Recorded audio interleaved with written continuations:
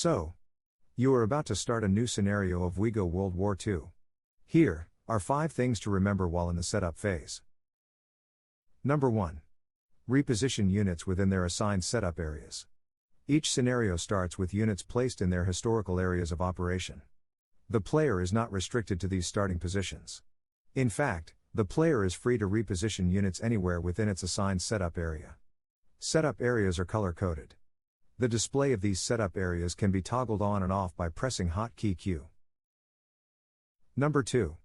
Breakdown or build-up regiments and battalions. During actual gameplay, breakdown or build-up is the only action a regiment or battalion can perform in a turn. But, during the setup phase, this action can be performed without penalty. A unit can break down under the following conditions. It has not moved. Its attack and defense factors are greater than or equal to 3, and its strength is greater than 25%. Headquarters, combat engineers, and bridging engineer units cannot break down. To break down a unit, press hotkey B. The unit will be divided into 3 equal-sized subunits. To recombine a unit, move the 3 subordinate units into the same hex. Press hotkey B, and the units will build back up to one large unit. Play tip: if you need to defend a large front, consider dividing your regiments into battalions, and spread them out. Note: breakdown build-up capability is not available in WEGOWW2 Desert War. Number 3. Assign missions to air and ground reconnaissance assets. These assets will provide a level of information about the location, type, and strength of enemy units. The amount of information revealed will depend upon the intel strength and intel range of the asset. The results of these reconnaissance efforts will be displayed at the beginning of the first game turn. To assign a reconnaissance asset, press the Air or Ground Asset Access button. Select the Recon button for air assets or the Intel button for ground assets. Select an asset by left-clicking on the Assets button. A binocular cursor will appear over the map. Left-click on any hex on the map to assign the asset. This will display a transparent yellow mask. The size of this mask is dependent on the intel range of the asset. It represents the area where the asset will attempt to detect enemy forces.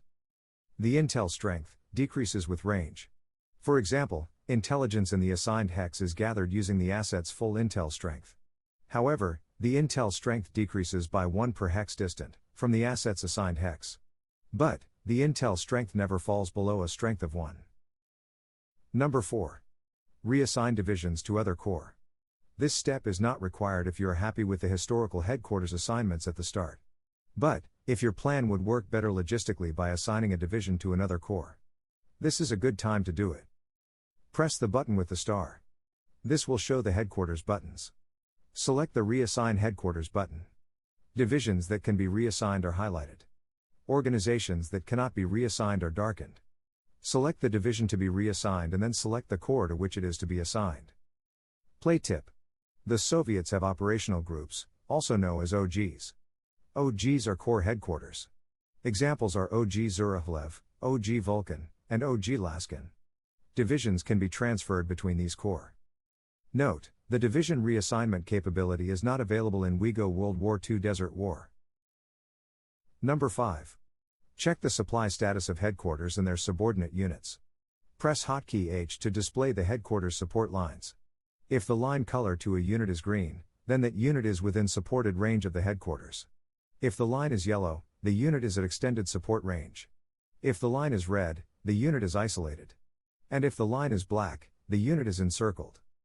If headquarters or subordinate units are at extended support range, or isolated, consider moving the higher headquarters closer to the units, or the units closer to the headquarters.